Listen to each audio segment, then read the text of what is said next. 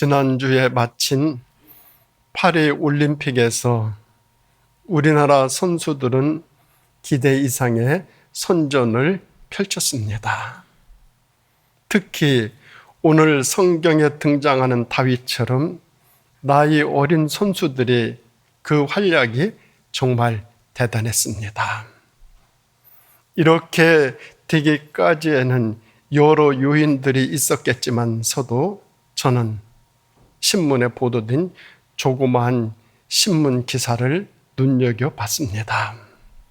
그 내용은 국가대표 선수들의 심리 코칭을 맡은 한덕현 중앙대병원 정신건강학과 교수께서 파리올림픽 100일을 앞둔 5월부터 충북 진천에 있는 국가대표 선수촌으로 매주 출근하여 사격, 배드민턴, 수영, 유도, 펜싱, 샤브류 대표팀의 지도자와 선수를 대상으로 팀 분석을 하고 훈련과 실전에 적용할 수 있는 심리 코칭을 해왔다라는 기사였습니다. 그 교수님은 이렇게 마지막으로 말을 했습니다. 선수들은 먼저 자기 자신을 객관적으로 파악하고 새로운 도전을 능동적으로 수용하면서 모든 상황을 대비해서 계획과 훈련을 반복하면서 그 훈련을 해낸 자기 자신을 믿으면 승리한다. 이런 말을 강조했습니다. 이는 선수들의 자존감을 굳게 세워주는 그러한 코칭입니다. 지금까지 내가 훈련하고 지금까지 내가 노력하고 지금까지 내가 연습했던 모든 그런 나를 내가 믿으면 이긴다는 것이죠. 0.1점 차이로 사격에서 금메달을 따는 순간을 지켜봤습니다. 정말 중국 선수에게 0.1점 차로 금메달을 딸 때 그 선수의 그 마음은 어땠을까요? 심리 코칭을 잘 받았고 또 그런 훈련을 해왔고 그런 나를 믿었기 때문에 뒤에 치고 있었지만서도 마지막에서 그렇게 금메달을 안지 않았나 그런 생각을 해봅니다. 사람이 성공하고 출세하는 것 중요합니다. 그런데 그보다 더 중요한 것은 나의 자존감을 건강하게 세워 나가는 것입니다. 이 자존감은 자기 자신을 존중할 수 있는 능력이고 자긍심입니다. 즉 자신을 사랑하는 수준을 의미하는 것이 자존감이죠. 그래서 사람은 이 자존감이 아주 건강해야 합니다. 이 자존감이 너무 약하면 자기 자신을 비하하고 무시하고 비관합니다. 그런가 하면 이 자존감이 너무 높으면 너무 과신합니다. 교만합니다. 거들먹거립니다. 꼴 보기가 참 가관입니다. 요새 정치판의 모습과 똑같습니다. 어떤 사람은 사람들 앞에서 자기를 내보이고 우월감을 표시하려는 사람이 있는가 하면 또 어떤 사람은 사람들 앞에서 너무 기가 죽어 있는 사람도 있습니다. 둘 다 자존감이 건강하지 못해서 그렇습니다. 우리 사람 안에는 또 다른 내가 있습니다. 내 안에는 또 다른 내가 들어 있습니다. 그 내 안에 나를 셀프라고 그래요. 심리학에서는. 그래서 이것을 자아라고 말하죠. 자신이라고도 하죠. 이 자아가 예수를 모를 때는 대부분 자기 중심적인 자아가 되고 맙니다. 그래서 이 자아를 옛 자아, 자기 중심적인 자아, 이렇게 심리학에서는 말하고 있습니다. 그런데 이 자아가 예수를 알게 되면 내 자아가 변화를 받아서 자기를 부인하는 건강한 자아로 바뀌게 되어집니다. 그때부터 건강한 자아를 가지고 이 세상을 자신 있게 사람들과 조화를 이루며 모든 관계에 좋게 만들면서 세상을 복되게 살아가게 됩니다. 그래서 우리 그리스도인들은 신앙 안에서 건강한 자존감을 가지고 살아가야 됩니다. 그래야만 내가 누군가를 섬길 수 있고 좋아할 수 있고 나눌 수 있고 헌신하면서 봉사하며 살아가게 됩니다. 그런 분은 어느 분하고도 관계가 좋습니다. 부드럽습니다. 따뜻합니다. 다가가기에도 참 편합니다. 배려심이 많습니다. 그뿐입니까? 그런 분은 하나님과의 관계도 참으로 좋습니다. 그런데 이 자아가 병들게 되면은 두 가지 결과로 나타납니다. 하나는 자기를 비굴하게 만듭니다. 그리고 자신을 비하합니다. 그리고 자기를 무시해버립니다. 그런가 하면 또 하나는 자기 자신을 자꾸만 나타내려고 그래요. 자기가 최고라는 거예요. 아나 무인격이에요. 눈에 보이는 것이 없어요. 그런 면에서 비하와 교만은 같은 거예요. 동전으로 말하면 양면과 같은 것이에요. 오늘 성경에 이 같은 모습을 하고 등장하는 사람이 있습니다. 그 사람이 누군가 하면은 바로 사울 왕입니다. 사울은 이스라엘의 초대 왕으로 되기까지에는 주목의 대상이 전혀 아니었습니다. 왕이 된 후에도 그의 성격이나 인간됨이나 자질이나 내면 수준의 상태 전혀 알지 못하였습니다. 전혀 모르는 사람, 그 사람이 사울 왕이었습니다. 그런데 이스라엘이 블레셋과 전쟁을 할 때 블레셋에게는 골리앗이라고 하는 걸출한 장수가 있었어요. 이스라엘 장수 중에서 어느 누구도 그 앞에 나가 그 골리앗과 다투는 것을 꺼려하고 피하였습니다. 상대가 없었어요.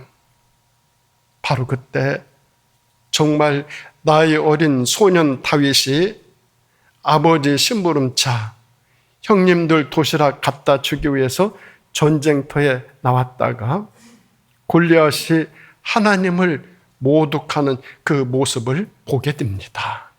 듣게 됩니다. 의분에 흥분한 소년 다윗이 가만히 있을 수가 없었어요. 돌망이를 들고 나아가 골리앗을 무찌릅니다. 죽이죠. 이기죠. 그리고 이스라엘 군대가 개선하고 돌아올 때 여인들이 길가에 늘어서서 춤을 추며 노래를 합니다.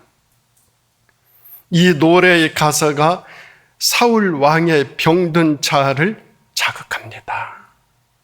여인들이 춤추며 부른 노래 가사는 사울이 죽인 자는 천천히요, 다윗이 죽인 자는 만만이로다 비교하고 있어요.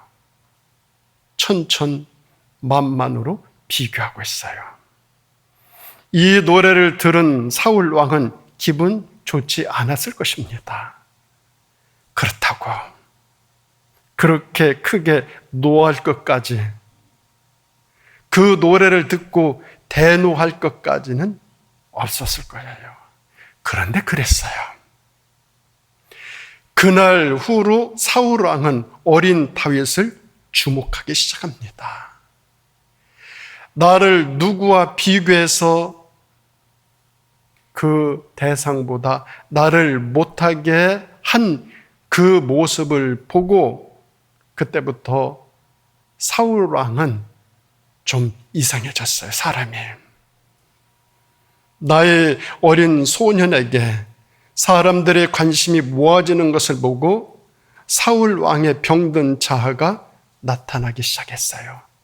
아, 사울 왕 괜찮은 사람인 줄 알았더니 형편없는 사람이구나.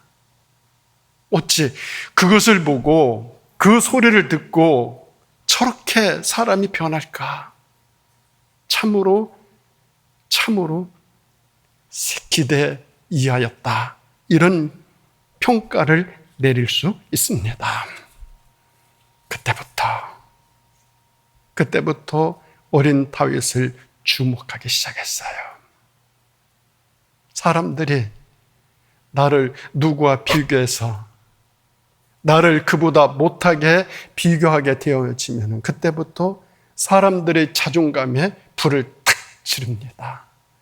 그 자존감이 건강한 사람은 그것을 극복해 나가지만 그 자존감이 약한 사람은 그때부터 병든 자아가 발동하기 시작하여 자기 자신을 잘못되게 만듭니다.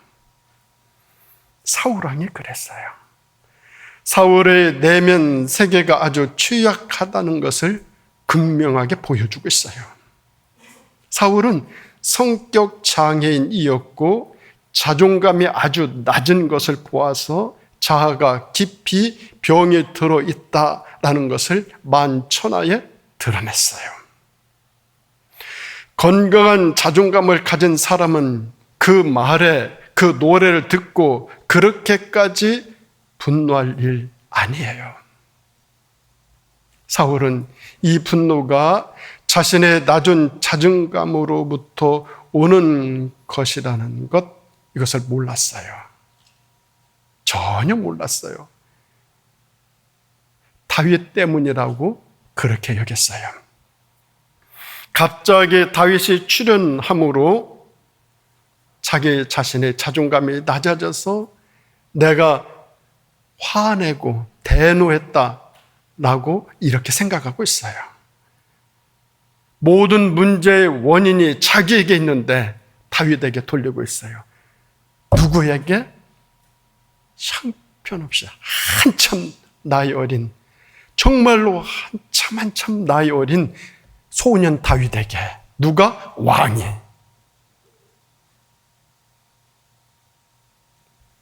그런 사람 많아요.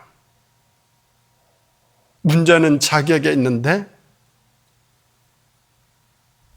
형편없는, 자기보다 형편없는 사람들에게 문제 원인을 돌리는 게 있어요.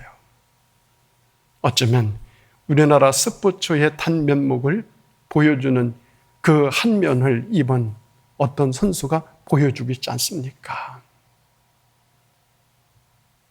그 선수가 금메달을 따고 그렇게 말을 했을 때 좀 어른들이 어른스럽게 좀 했으면 얼마나 좋았을까요?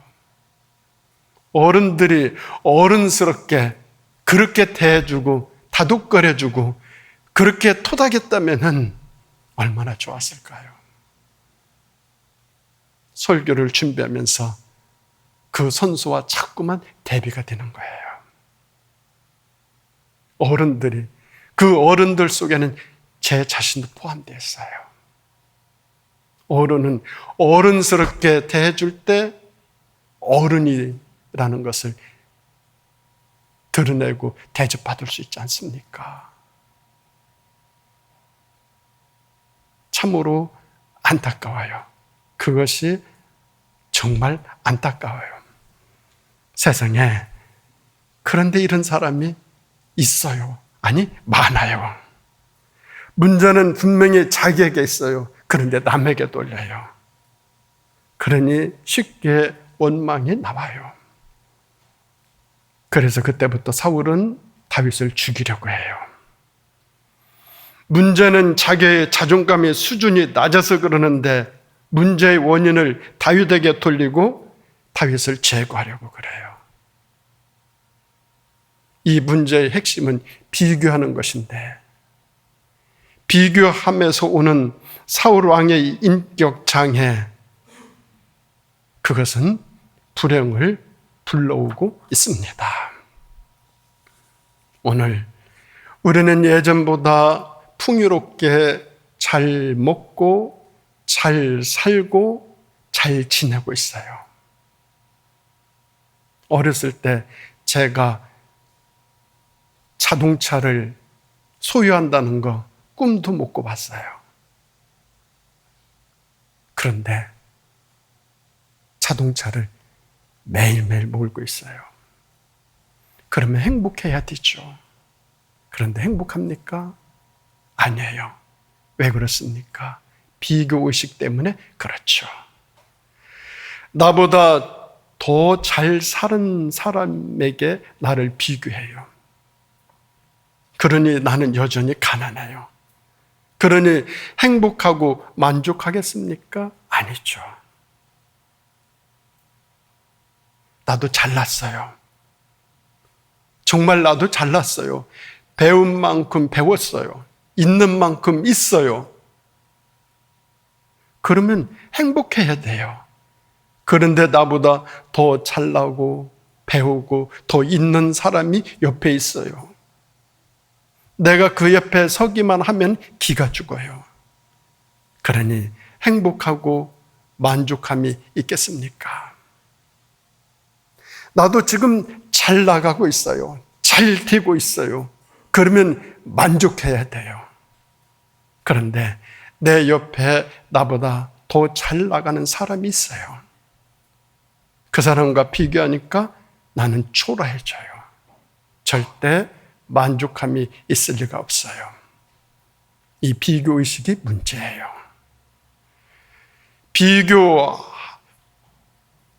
나 자신이 누군가하고 비교를 당하였을 때, 그때부터 우리의 자존감이 발동하기 시작해요.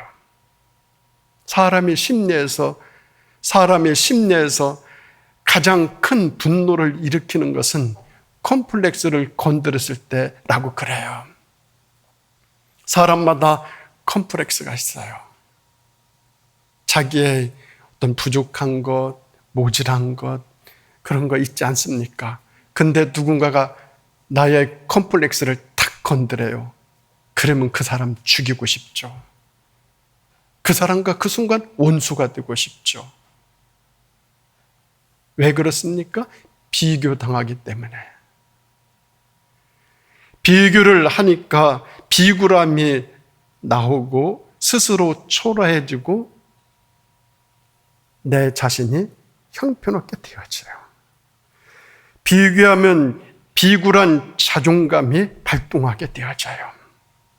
이 비교가 자존감을 상실하게 하고 자존감을 낮아지게 하고 비굴하게 만들고 삐뚤어지게 만들기 시작해요. 그래서 불평해요. 불만해요. 원망하기에 이르러요. 우리 이런 삶을 반복해서는 안 되죠. 우리는 이 비교하는 것을 잘 극복해 나가야 돼요. 이것을 극복하지 않는 한 내 자존감이 병들 수밖에 없어요. 그리고 내게 주어진 것이 얼마나 소중한 것인지 알지 못해요. 내 삶에 감사함이나 만족함이나 행복함이나 이 모든 것들의 소중함을 전혀 느끼지 못해요. 불행한 삶으로 들어가는 것이에요. 지금 사울이 그 모습이에요. 사울이 이리했어요. 그런데 이런 사울의 모습이 오늘 나 자신의 모습일 수도 있어요. 사울은 지금 왕으로 최고의 자리에 있어요. 그러면 무슨 비교가 필요하단 말입니까? 왕인데 왕인 나를 누구와 비교한들 어떻습니까? 괜찮아요. 어느 누구와 비교당한들 괜찮아요. 그런데 이걸 극복하지 못해요. 사람들에게 인기가 많은 것을 보고 어린 다윗에게 박수를 쳐주고 머리 쓰다듬어 주고 등 두드려 주면 될 일 아니겠습니까? 골리앗 장군을 죽이려고 나갈 때 자기의 투구와 갑옷까지 벗어주면서 어린 소년 다윗을 격려했던 사울 왕이었는데 골리앗을 죽이고 돌아오고 개선하면서 사람들이 어린 다윗에게 자기보다 더 많은 인기가 모아지는 것을 보고 그걸 비교해요? 아니죠. 박수를 쳐주고 머리 쓰다듬어 주고 등 두드려 주면 될 일이에요. 그런데 그게 안 돼요. 근데 그것을 못해요. 아니, 알면서도 안 할 수도 있어요. 마치 이번 배드민턴에서 금메달을 딴 그 어린 선수, 그렇게 해줬으면 어른들이 얼마나 좋았을까. 이 설교 준비하면서 그 마음이 계속 드는 거예요. 왜? 어른들이 어른스럽지 않아서 그렇죠. 자존감이 약해서 그렇죠. 그런데 불행한 것은 사울의 이 낮은 자존감이 그것으로 끝나지 않아요. 마침내 그의 삶의 위기를 불러들여요. 사울의 낮은 자존감의 결과는 각종 위기를 만들어요. 첫째, 다윗이 두려워져요. 다윗이 자꾸만 정적으로 느껴요. 그래서 마침내 사울은 왕권에 대한 위협을 느끼며 정신적으로 미쳐가기 시작해요. 그리고 두 번째로는 지금 주어진 상황을 부정적으로 해석해요. 사울에게 다윗 같은 용기 있고 용맹스럽고 엄청난 자주를 갖춘 유능한 부하가 생겼으니 이 부하를 잘 활용하면 얼마나 큰 도움이 되겠습니까? 그런데 사울의 병든 자아가, 이 병든 자존감이 그 좋은 환경을 부정적으로 여겨서 모든 것들을 위기로 몰아가고 있어요. 그리고 세 번째는 다윗을 사위로 삼아요. 사울은 다윗을 무섭게 질투하고 열등감을 느낀 나머지 다윗을 사위로 삼아요. 이뻐서 사위 삼은 게 아니에요. 가까이 두려고 삼은 거예요. 무슨 일이 일어나면 죽이려고 하기 위해서 사위를 삼은 거예요. 그리고 다음은 성격 장애를 일으켜요. 사울은 다윗을 여러 번 죽이려고 해요. 그때마다 다윗은 피해요. 오히려 다윗은 사울을 죽일 기회가 여러 번 있었는데도 불구하고 기름 부은 종이라고 해서 죽이지 않았어요. 그때마다 사울 왕이 회개해요. 눈물 흘려요. 후회해요. 미안해요. 사과해요. 그런 다음에 어떻게 합니까? 얼마 후에는 또 다윗을 죽이려고 그래요. 마침내 성격 장애자가 되고 말았어요. 사울 왕이 왜 이렇게 되었습니까? 자존감이 그만큼 병들어 있기 때문에 그렇지 않습니까? 그리고 마지막 사울은 마침내 불안 장애에 걸리고 말아요. 나중에 블레셋과 또 전쟁을 하게 되어요.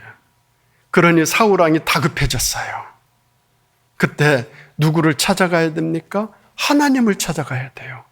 그런데 누구를 찾아갑니까? 무당을 찾아가요.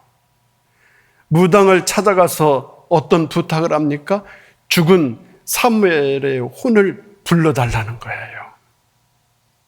그때 사울은 먹지도 못하고 마시지도 못하고 기진맥진한 상태였어요. 사울 왕의 심리가 극도로 불안해 있는 상황을 말씀하고 있어요. 사람이 자존감이 이렇게 낮아지면은 직위 고하를 막론하고 심한 불안에 놓여지게 떨어지게 되는 것을 볼 수 있어요. 왜 사울 왕이 왕인데도 이렇게 되었을까요? 자존감에 그리고 그 자아가 깊이 병들어서 그렇죠. 왜 병들었습니까? 비교해서. 자기가 비교를 당하였을 때, 누군가로부터 나 자신이 비교를 당하였을 때 좀 듣기 싫어도 그 평가가 좀 마음에 안 들어도 그걸 극복해 나가야 되죠. 건강한 자존감을 가진 사람은 극복해 나갈 수 있어요.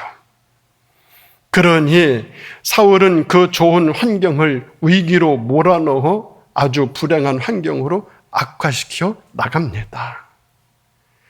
다윗 같은 충신이 주어졌는데도 불구하고 선용하지 못하고 원수로 만들어버려요.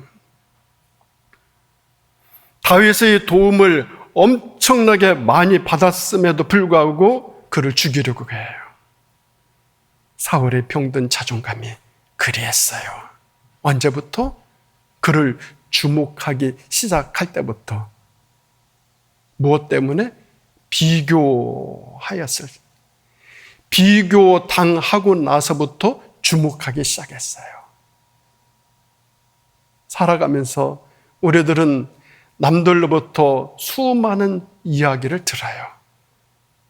비교당하기도 해요. 그때 어떻게 해야 되겠습니까? 사울왕 같이 그리해야 되겠습니까? 아니죠. 잘 극복해야 되죠. 그걸 극복하지 못하면 불행을 불러들여요. 우리 자존감은 그러면 어떻습니까? 건강한 자존감을 지키려면 반드시 그리스도 안에서 거듭나야 됩니다. 그래야 내 자존감도 변화받게 됩니다. 내가 예수 안에서 변화받지 아니하면 내 자존감도 건강을 잃게 되어집니다. 내가 예수 안에 변화를 받아야 건강한 자아와 건강한 자존감을 가지고 세상을 승리하며 살아갈 수 있습니다. 그때 비로소 나는 나를 초월하게 됩니다. 나를 넘게 되고 나를 극복하게 됩니다. 그리고 그때부터 너를 생각하게 됩니다. 그때 내가 치유받고 남들과 비교하는 것, 비교당하는 것, 나에게 누가 무슨 험담을 해도 상처되는 말을 들어도 그 모든 것들을 극복해 나갈 수 있어요. 그럴 수도 있지. 살다 보면 그런 말 들을 수도 있지. 그래도 나는 이 정도는 튀는데 나보다 못한 사람 생각하면 이것도 감사하지. 모든 걸 감사함으로 여기고 받으면 버릴 것이 하나도 없어요. 그런데 그렇지 못하면 인생의 불행을 불러들여요. 그때부터 다른 사람들의 장점도 인정을 해요. 나보다 더 잘나고 나하고 비교해서 나보다 더한 사람들을 인정하고 그 사람을 좋아하고 그 사람을 섬길 수 있어요. 누구하고 비교당해서 내가 기분이 나빠진다? 그러면은 나는 내 인생을 불행하게 만들죠. 우리는 이런 삶을 살아서는 안 되죠. 단 한 번 사는 인생이고 짧은 인생 살아가는데 이렇게 비교당할 수 있고 저런 말 들을 수 있어요. 그거 다 극복하며 살아가야 되죠. 예수 안에서 변화받으면 그렇게 살아갈 수 있어요. 사울이 자신의 자존감과 자아가 건전하게 변화를 받았더라면 얼마나 좋았겠어요. 그랬더라면 다윗 같은 유능한 신하를 곁에 두고 왕권을 오래도록 유지할 수 있게 되었을 거예요. 그리고 다윗을 사위로 두고 잘 후원해 주었더라면 무난하게 자신의 왕권을 그에게 넘겨줄 수도 있었을 거예요. 그러면 사울 왕조는 생각보다 훨씬 더 오래 유지되었을 거예요. 그런데 길보아 전투에서 사울 왕과 다윗도 이렇게 언약을 맺은 친구 사울 왕의 아들 요나단 둘이, 이 부자는 그 전투에서 죽고 말죠. 그리고 요나단의 아들 장해가 있었지만 나중에 다윗은 그 아들 이스보셋을 끝까지 보살펴줘요. 자기가 먹는 그 식탁에서 같이 밥을 먹어요. 요나단의 장의 아들을 곁에 두고 보살펴주죠. 우리는 여기서 사울의 병들고 낮은 자존감을 보면서 곧 나의 자존감을 생각해 보지 아니할 수 없어요. 나는 어떤 사람인가? 건강한 사람인가? 그렇지 못한가? 나의 자존감은 반듯한가? 그렇지 아니한가? 하나님의 사람은 이 자존감이 건강하게 세워져야 됩니다. 사도 바울은 한때 병든 자아를 지니고 살았어요. 그리스도인들을 증오하며 박해하는 일에 앞장섰어요. 자신의 뜻에 반하는 집단, 반하는 사람들 무섭게 핍박하고 죽였어요. 그것은 자아가 병들어 있기 때문에 그리했어요. 이런 사람들의 특징은 내 생각과 다른 사람은 그냥 두지 않아요. 다 쳐다내요. 그 대표적인 사람 바울이에요. 그러다가 어느 날 예수를 만나요. 예수를 만나서 제일 먼저 변화된 것이 병든 자아를 고치는 것이었어요. 그 고치기 위해서 아라비아 사막, 그 깊은 사막에 가서 3년 동안 사막에서 묵상했어요. 그러고 나니 나의 생각을 존중하게 되어요.